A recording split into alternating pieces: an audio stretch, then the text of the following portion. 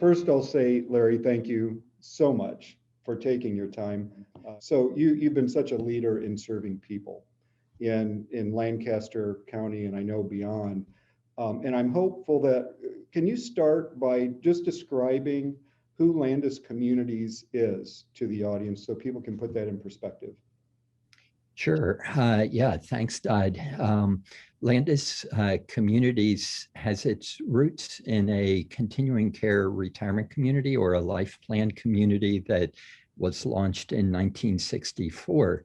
But in the mid 2000s, around 2007, 2008, when I became, when I was tapped on the shoulder to lead the organization, it did some strategic planning with appreciative inquiry, and we heard three key things. Number one, keep our life plan community strong and vital. But number two, there are many people who cannot afford life plan communities. What about our neighbors who can't afford them? So offering quality living options for middle income and lower income persons. And the third thing we heard was that not everyone wants to move, and those moves can happen at different stages in one's life. So we heard a strong call for services in the home. And that launched us then to the retirement community, created an umbrella organization called Landis Communities to carry forward that vision, keeping the retirement community strong and vital, serving middle and lower income persons in a housing environment, but just as importantly, offering in-home supports to those persons living in low income, moderate income, and even the life plan community, because many times persons living in a life plan community would like to stay as independent as possible as well. So those three strategic focus areas have emerged into three different divisions, all nonprofit organizations. And we've continued to grow. We probably see the most aggressive growth in the home and community-based services side, but that side is still strongly integrated with our housing side to provide a long-term living option for people. How do you feel that the preferences of these elusive active adults have changed over the last number of years? Yeah, that's an excellent question. I believe definitely one size does not fit all. So among a multiplicity of choices, I believe future persons, as they age age 55 into their 60s and beyond, are looking for many different options that fit them, rather than needing to be fit into any specific model. So that has helped to guide our starting those three divisions. But even within each of those, there are so many different possibilities. One partnership that I know you've also developed is one of your communities, steepleview lofts, and I found that to be so innovative, not only from the development side, but from your relationships, which I believe you still have with the village in support of a village-to-village network. I wonder if you could describe that property, who it targets, and what your experience has been.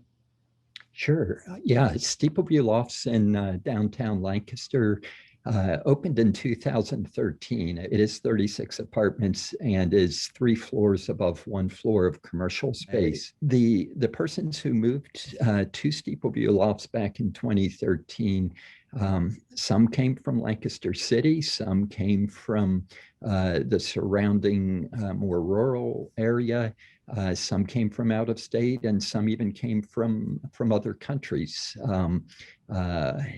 Someone who had a son who was living in Washington, D.C. He picked out Lancaster as a great place for his mother, who had been living in Mexico City, to move closer to him, in an urban walkable setting where there's Spanish language speaking folks in banks and other local businesses. And it ended up being a great location for his mother to move. But my assumption is that you and your board look at this as a way to serve more through your mission. And do you, I think village to village networks they aren't understood uniformly around the country. And I think some might look at those as competition to a life plan organization, but you've embraced this and understood that you're all really trying to accomplish the same thing in a way. And I think that's wonderful. Well, and I give a lot of credit to our board back in 2008 when we were doing strategic planning and listening to stakeholders. Board members actually got on the phone and called stakeholders, and one of the things we heard in those three strategic priorities that I mentioned earlier is that the needs, the opportunities are so much greater than what one organization can carry out. And so they actually adopted a fourth strategic focus, and that is being open to creative and strategic partnerships with others to achieve those missions that I had mentioned earlier.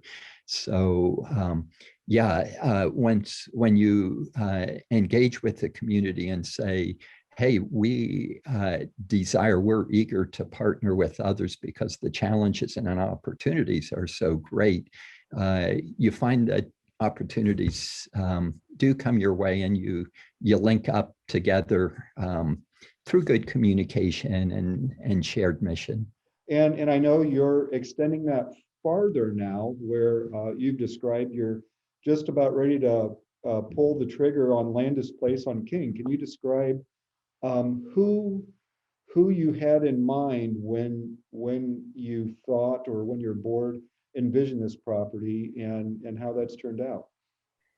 Yeah, we're very excited about Landis Place on King, and it's an extension of the interest in the growing and thriving community at Steepleview Lofts. It's larger. It will be about 79 apartments, and while we opened Steepleview Lofts with providing apartment living and a sense of strong community, with Landis Place on King, we're more deliberately looking at a service-rich care navigator.